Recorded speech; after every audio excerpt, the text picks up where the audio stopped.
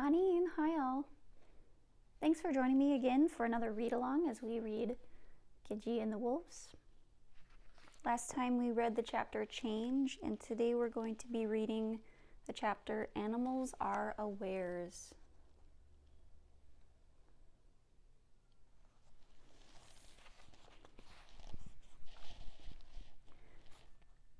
Can you tidy up on that side and I'll work over here today? Gidjie asks, physically blocking Carver, who's got a hungry look in his eye and is galloping in her direction. She points with her lips and tilts her chin up at the opposite side of the shop. Really? Again? He asks. Did you forget what happened last time I let you help over here during Fizzlet season? He peers around the front and then the back of her to gaze longingly to where the plump purple fizzlet berries that come once a year are kept.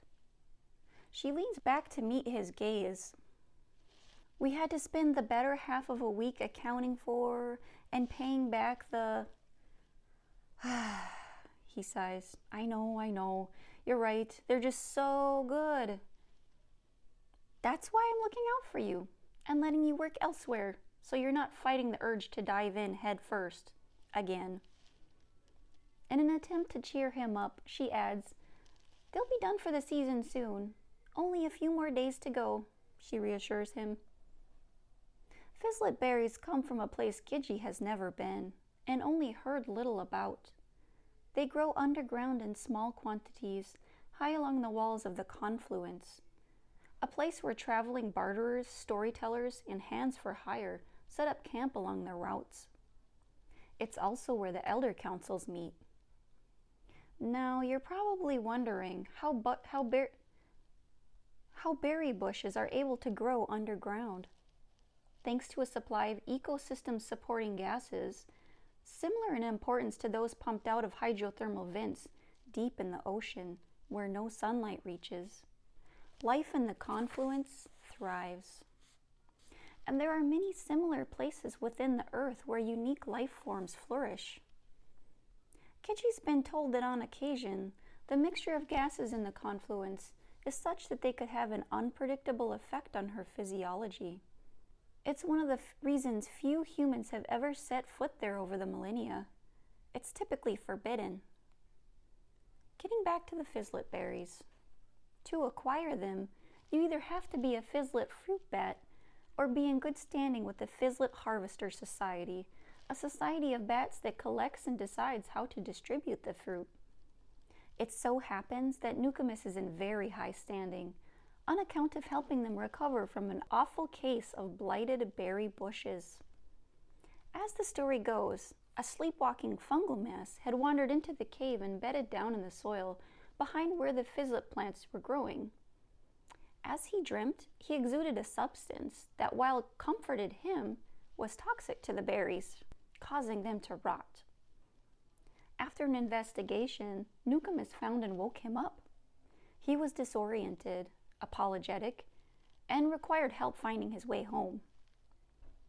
The circular Animals Are Aware shop is made of stone from floor to ceiling, including the rows that extend inward from the edges towards the center. To the untrained eye, the rows appear to be solid structures. However, if you know where to stand and how to look, you might glimpse one of the many hidden openings along the stone-coppered spaces. The interiors of the rows is hollow and full of ramps, stairs, storage units, and pulley devices, just the right size for the various providers of goods, intermediaries, and full-time animals alike. At any given moment, a parade of tiny purveyors is streaming up from the above world, as well as the depths below.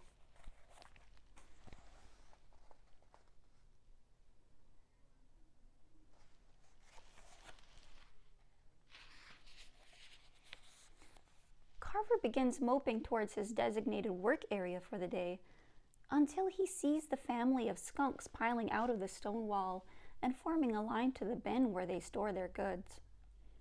The first and largest skunk carries a birch bark basket full of insects. He pours them out and quickly covers the bin while the others scramble to pick up stray, fleeing insects. They pass them from one skunk to the next before the first in line places the miniature, skunk-deemed goodies into the bin. A few crunches can be heard as the littlest in line decides the insects are easier to eat than wrangle. Bugs have a tendency to wander off, so there are always little skunk hands reaching out from behind the wall to get them back into their bin. Humans never want them, although kids get excited, screech, and do an "Oh my God, it's bugs" dance when they see them. Occasionally, they'll catch a glimpse of a furry hand or a striped tail, but their parents always chalk it up to an overactive imagination. Now, don't think that because humans aren't enthusiastic about insects, that they're not highly sought after by a large portion of the animal kingdom. Some insects are eaten, yes, but all insects are keepers of secrets, big and small. Think of the one secret you wish you could know. There is an insect out there that knows it.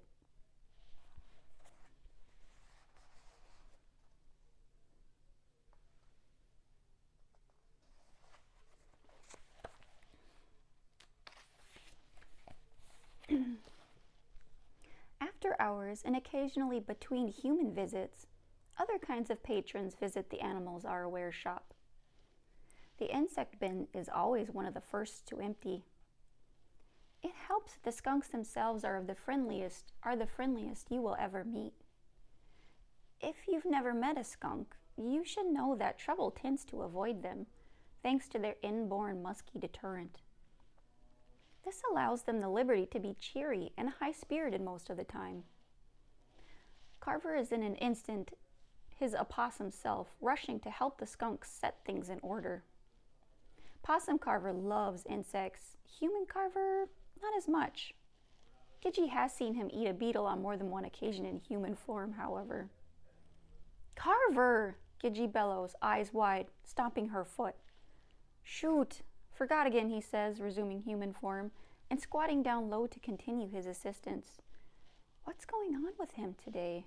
He's usually not so forgetful, she thinks, borderline worried. Gidjie gets close enough to peer over his shoulder and checks the bin like she does every morning, wondering if it's possible that intermediary insects exist. She's heard stories of them getting so caught up in life as a particular animal that they forget they have the ability to assume a human form. She'd feel terrible if one came through the shop unnoticed as a tiny bug. "Do you think Nookamis is getting forgetful?" she asks him after examining the bin. "What do you mean?" he says, sitting on his haunches, holding up a caterpillar that's perched on the tip of his finger. "Nookamis said Bluebell's been in the family 100 years, but that she met her for the first time 150 years ago. It doesn't make sense. She's either forgetful or she's keeping secrets from us." "Like what?" "I don't know. Like about time travel?" She feels embarrassed the instant it slips out of her mouth. "Time travel? Ha!" She begins standing up so she can scurry off and hide on the other side of the shop. "A relative said a strange thing to my mom once that I've never understood," he starts. "It was on her birthday.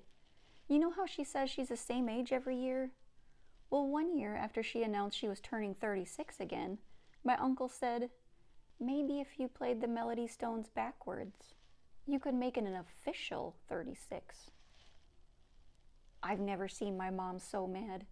That was 5 years ago. He's still not allowed at our house." "Did you ask her what your uncle meant by it?" Carver raises an eyebrow at Gidjie. "You're joking, right? Didn't I just say she got madder than I've ever seen her?" "Yeah, I guess I like having you around." "Ha ha. You'd be lost without me, kid," he says, before erupting into real laughter. Satisfied with his attentiveness to the skunks, Gidjie heads over to the wall behind the counter at the back of the shop and heaves mightily upon an old hand crank in a clockwise direction. Stone slabs retreat down the walls, revealing glass windows and a sunny spring morning. Just to the right of the crank is a "Do Not Open" sign hanging on a cabinet at eye level. She dusts it off before opening it. "Good morning," she exclaims happily. Behind this particular cabinet door lies a busy world of ant, bee, and wasp purveyors. Now, these are full-time insects, but unlike the ones hunted down by the skunks, a hunt that is based on an ancient pact between skunk and insect, they are here to stock their own goods in the rows of shelf lining the wall behind the counter. Gidjie's noticed that insects from certain colonies seem to have a collective consciousness, that is, their behaviors are concerted, and their presence is that of one organism. She often wonders how large such an organism could be. How far down underfoot and wide across the world can one extend?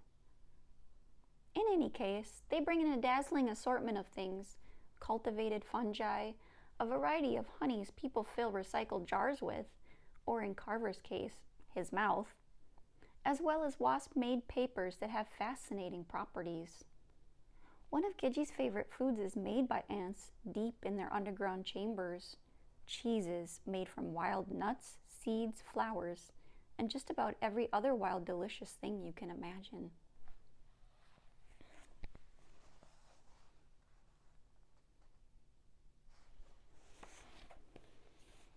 The ants that roll the cheese wheels up the many tiny ramps from way down and out of sight are brownish red and shiny. The cheesemakers themselves are tiny and covered with a colorful, squishy, crumbly, fuzzy coating. These smaller ants only come up every so often to inspect the cheese in the shop for freshness. Gidjie and her grandmother provide some of the items in the shop. You'd be surprised how many fascinating and nutritious cooking ingredients you can gather from a rocky cliff or a tall, gangly tree if you have the advantage of flight, as Nukumis does. The two have developed an arrangement that works for them. Several times a week, Nukumis goes to gather while Gidjie awaits her harvest. It's up to Gidjie to create recipes in the kitchen with the ingredients, decide how best to present them in the shop, and explain what they are and make suggestions on how to prepare them to curious patrons. Because of this arrangement, Gidjie has become the main cook of the house. She's always eager to try the many ingredients that come into the Animals Are Aware shop from all over.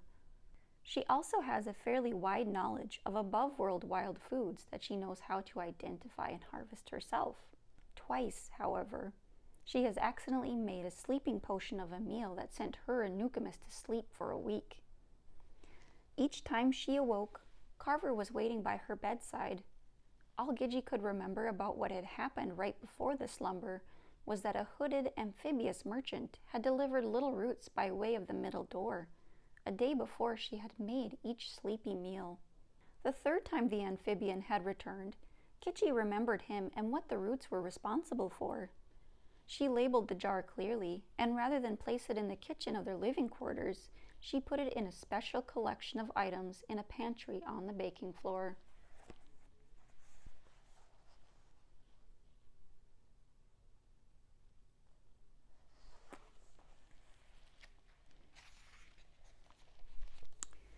Well, thank you for joining me for another chapter of Gidjie and the Wolves.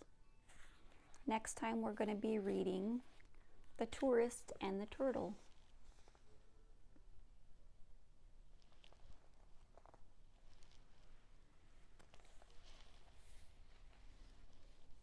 With that I will say, Gidjie Minawana Gidjie. I will see you again later. Miigwech.